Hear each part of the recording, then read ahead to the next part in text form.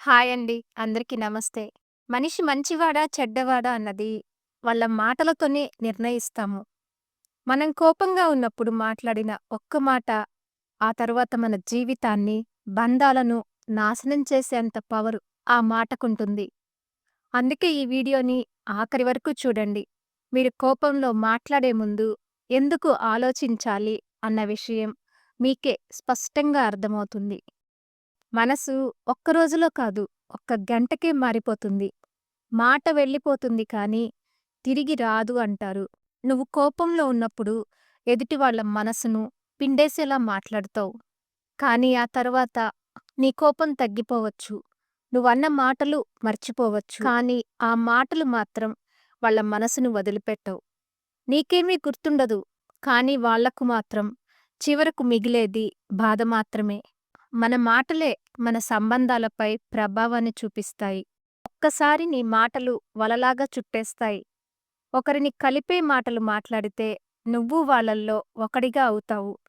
కానీ బాధించేదిగా మాట్లాడితే వాళ్ళు మనతో మాట్లాడ్డమే మానేస్తారు.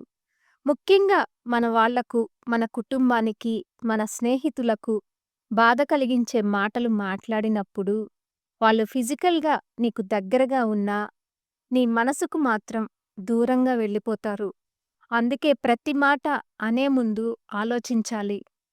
కోపంగా ఉన్నప్పుడు నీకు మాట్లాడాలనిపిస్తే ముందుగా 10 సెకన్లు నిశ్శబ్దంగా ఉండు.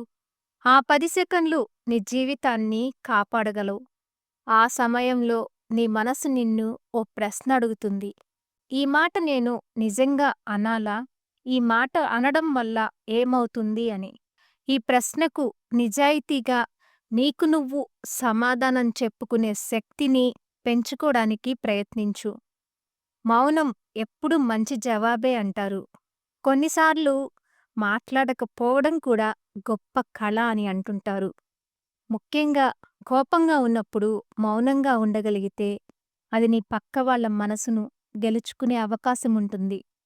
మనం ఎవరినైనా గెలవాలంటే ముందుగా మన కోపాన్ని గెలవాలి. మనమనేది మాట కాదు, అది మన విలువను నిర్ణయిస్తుంది.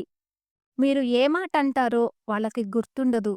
మీరు అన్న మాట వల్ల వాళ్ళ మనసు ఎలా గాయపడిందో అది మాత్రం గుర్తుంటుంది. అందుకే మాటల్ని వాడేటప్పుడు జాగ్రత్త పడండి.